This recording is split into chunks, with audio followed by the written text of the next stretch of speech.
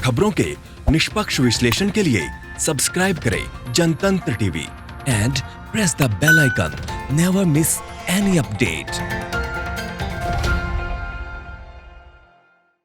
चलिए बात कुछ और खबरों की कर लेते हैं। आशा वर्कर्स के बदहाल हालातों की कहानी केवल वाराणसी तक सीमित नहीं है।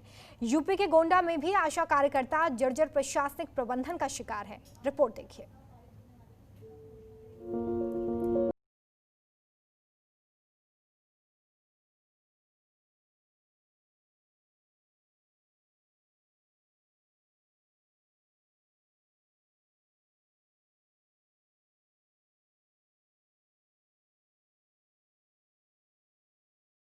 एक आशा कार्यकर्ता का है जो दूसरी आशा वर्कर्स की तरह ही हर दिन अपनी ड्यूटी पर निकलती है। इन्हें भी बाकी आशा वर्कर्स के जैसे ना तो मास्क दिए गए हैं और ना ही सैनिटाइजर।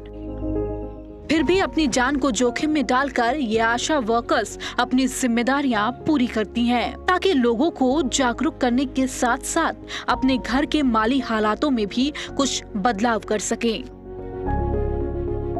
हालांकि इन आशा वर्कर्स की भी कोरोना काल में जिम्मेदारियां बढ़ गई हैं, लेकिन मानदेय के नाम पर इनके हाथों में कुछ नहीं है। बजट न होने के बहाने की मार यहाँ की आशा वर्कर्स को भी झेलनी पड़ती है। ये कोई पहला मौका नहीं है जब आशा कार्यकर्ताओं की सुरक्षा को स्वास्थ्य विभाग गंभीरता से नहीं ले रहा है।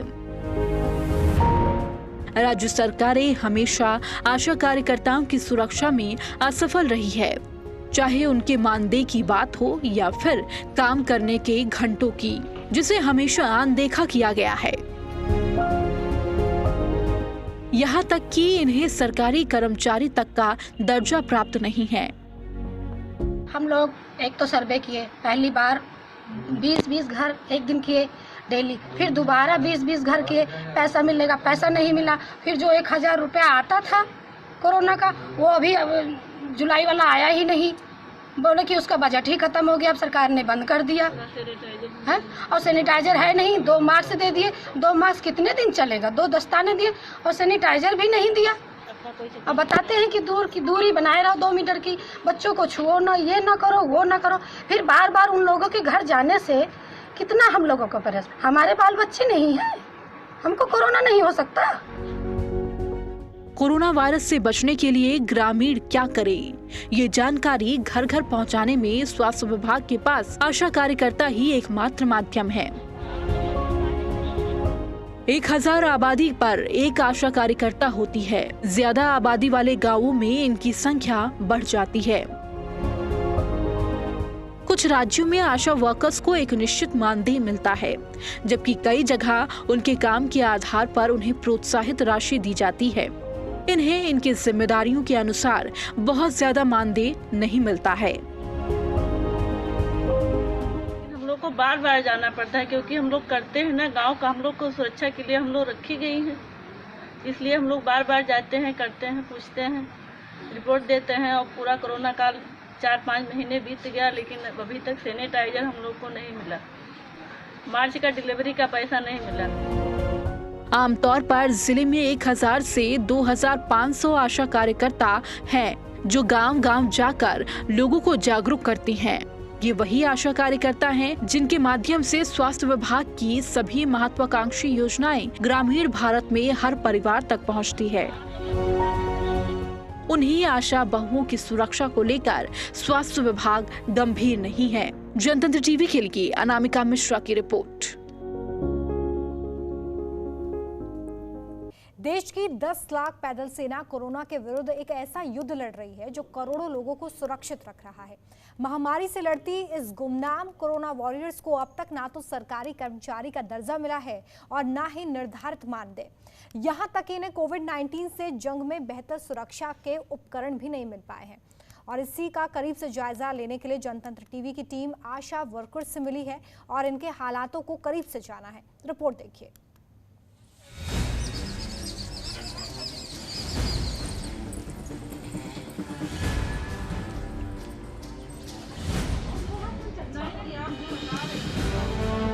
अब हमें हर दिन कम से कम 25 घरों का दौरा करना है और हर घर का महीने में कम से कम 4 बार।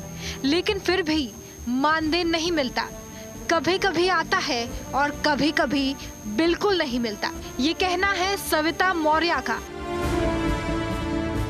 जो वाराणसी के दीनापुर गांव में एक आशा कार्यकर्ता के रूप में काम करती है।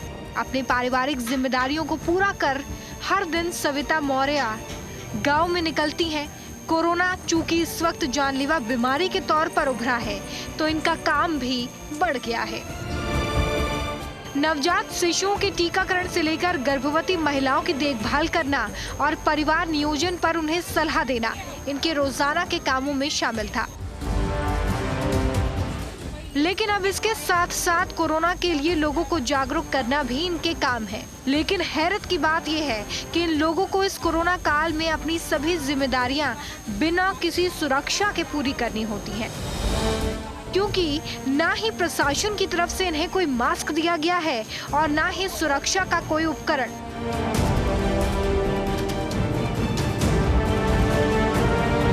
लेकिन पारिवारिक जिम्मेदारियां सविता को हारने नहीं देती हैं और इसलिए अपनी जान जोखिम में डालकर सविता हर रोज लोगों को जागरूक करने निकलती है। महीनों मेहनत से काम करके जब उन्हें मेहनताना की उम्मीद होती है, तो सरकार के नुमाइंदे बजट न होने का बहाना बनाकर अपना पल्ला झाड़ लेते हैं। हर दिन 14 घंटे काम करने वाली सविता को महज 2000 रुपए का मानदेय मिलता है, लेकिन वो भी कभी कभी सरकारी भ्रष्टाचार की भेंट चढ़ जाता है। हम लोग को ब्लॉक से ये आदेश मिला कि आप लोग को सर्वे करना है। हम लोगों ने बोला कि हम लोग को सुविधा चाहिए, लेकिन सुविधा में हम लोग को 1 दिन 2 दिन पहले उसी तरह काम कराया गया। फिर तीसरे दिन हम लोग को सैनिटाइजर थोड़ा सा एक अलग से शीशी में दिया गया 50-70 ml। उसके बाद एक मास्क दिया गया जो कि यूज एंड थ्रो था। उसके बाद हम लोग को कोई और सुविधा नहीं दी गई है। हम लोग बार बार डिमांड करते हैं, लेकिन हम लोग के जीवन का कोई मतलब नहीं है। जी समस्याएं तो बहुत हैं। हम लोग काम कर रहे हैं, अगर कहीं कुछ गड़बड़ सड़बड़ निकल गया हम लोग फ़ोन कर रहे हैं, बातचीत कर रहे हैं, लेकिन उसकी कोई सुनवाई नहीं हो रही है। बिना किसी सुरक्षा उपकरण के कोरोना के प्रारंभिक लक्षणों को पता लगाने के लिए आशा कार्यकर्ता को घर घर भेजना केवल आधिकारिक उदासीनता का हिस्सा है, जिसे देखकर शासन प्रशासन पर सवाल उठता है कि क्या महज कोरोना वॉरियर्स का तमगा देने भर से सरकार की जिम्मेदारी पूरी हो जाती है। जनतंत्र टीवी के लिए अनामिका मिश्रा की रिपोर्ट।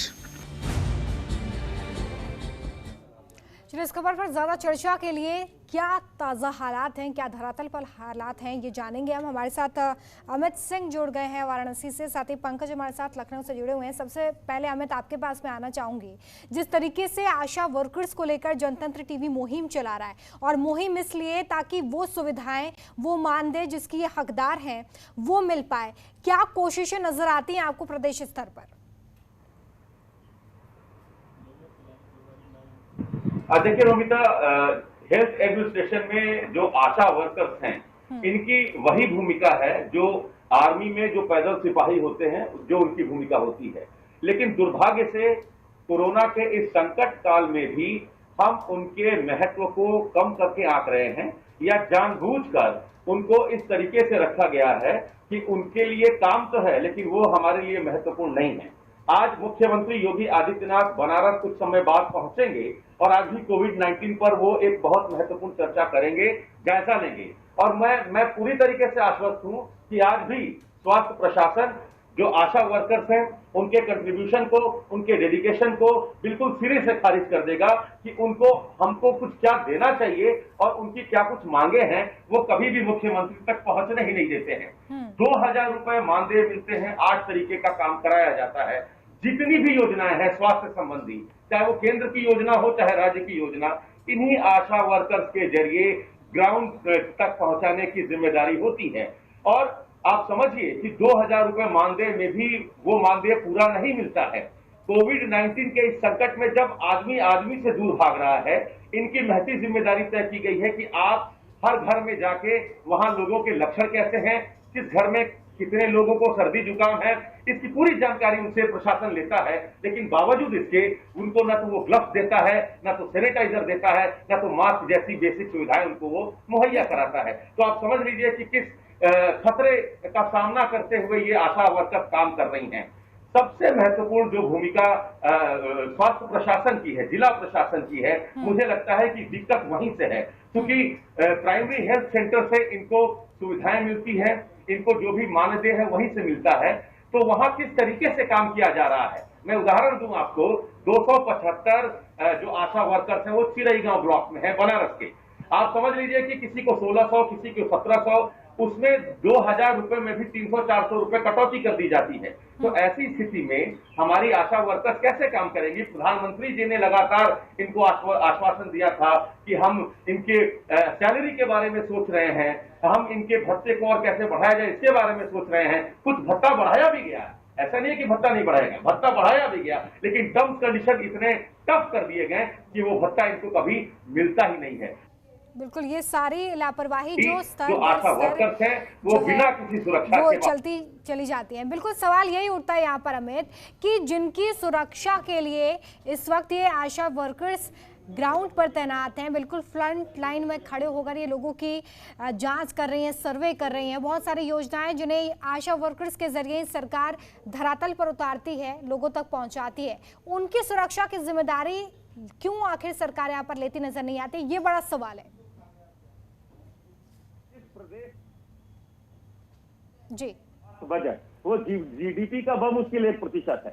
हमने आज से कुछ महीने पहले लखनऊ में स्वास्थ्य मंत्री से ये सवाल किया था कि सीएजी की रिपोर्ट में, ये बाकायदे सीएजी की रिपोर्ट कहती है कि उत्तर प्रदेश का जो स्वास्थ्य प्रशासन वो वेंटिलेटर पर है। तो स्वास्थ्य मंत्री हमारे सवाल से बचते नजर आए। तो दिक्कत यहीं से शुरू होता है। आपके शासन व्यवस्था में आप हेल्थ को कहां रखते हैं? आपके हेल्थ एडमिनिस्ट्रेशन में जो आशा वर्कर्स हैं, जिनकी महती जिम्मेदारी है कि आपके पॉलिसी से लेके आपके एक्शन को वो ग्राउंड तक पहुंचाएंगी, आपकी प्रायोरिटी में वो आशा वर्कर्स कहां हैं? बिल्कुल, तो दिक्कत यहीं से शुरू हो जाती है।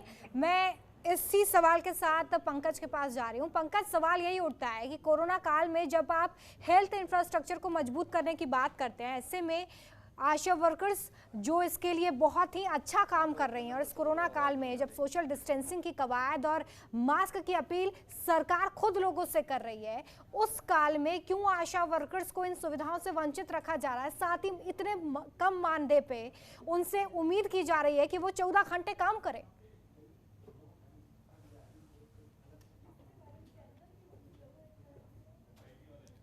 पंकज, आप तक आवाज पहुंच रही है? शायद पंकज तक हमारी आवाज नहीं पहुंच पा रही है। अमित हमारे साथ लगातार जुड़े हुए हैं। अमित, यही सवाल मैं पंकज से पूछ रही थी कि उस कंडीशन में जब आप कोरोना में हेल्थ इंफ्रास्ट्रक्चर को लेकर ये कह रहे हैं कि हमने 6 महीने के अंदर कोरोना को लेकर बहुत सारी गतिविधियां ऐसी की हैं जिससे हमारा हेल्थ सिस्टम मजबूत हो, लेकिन इसे मजबूत करने में जिनकी महत्वपूर्ण भूमिका है उन्हें आप दरकिनार करते चले जा रहे हैं।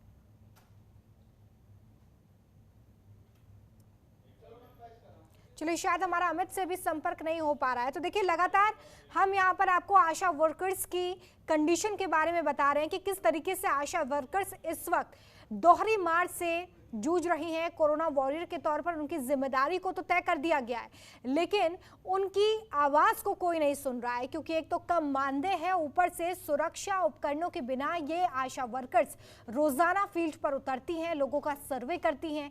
14 घंटे काम करने के बाद महज महीने में 2000 रुपये इनके हाथ में थमाए जाते हैं, और इस महंगाई के काल में आप ये समझ सकते हैं कि 2000 रुपये में कितना मुश्किल है इनके लिए कि ये अपना जीवन यापन कर सके। और इसलिए जनतंत्र टीवी ये मुहिम चला रहा है कि जनतंत्र टीवी ये चाहता है कि इन आशा वर्कर्स की आवाज़ सुनी जाए। इन आवाज़ों को सरकार तक पहुंचाने के लिए हम ये तमाम मुहिम जो है उसे आगे ले जा रहे हैं। पंकज हमारे साथ जुड़ गए हैं, एक बार फिर से हम पंकज का रुख कर लेते हैं।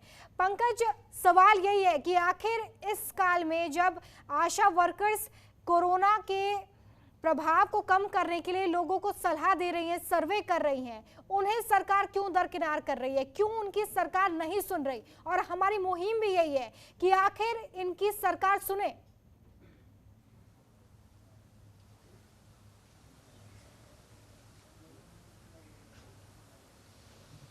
पंकज, आप तक आवाज पहुंच रही है? चलिए, शायद एक बार फिर से हमारा संपर्क टूट गया है, कुछ टेक्निकल प्रॉब्लम है। एक बार फिर से हम कोशिश करेंगे कि पंकज से जवाब ले पाएं। तो महामारी से बिना सुरक्षा लड़ने को आशा वर्कर्स मजबूर हैं और इस संकट काल में कैसे इन आशा वर्कर्स का संकट दूर होता है ये जरूर देखना होगा, क्योंकि फिलहाल सरकार आंख मूंदे बैठी हुई है। संज्ञान कैसे लिया जाता है, निराकरण कैसे होता है ये जरूर देखना होगा। बुलेटिन में फिलहाल इतना ही। देखते रहिए जनतंत्र टीवी। नमस्कार।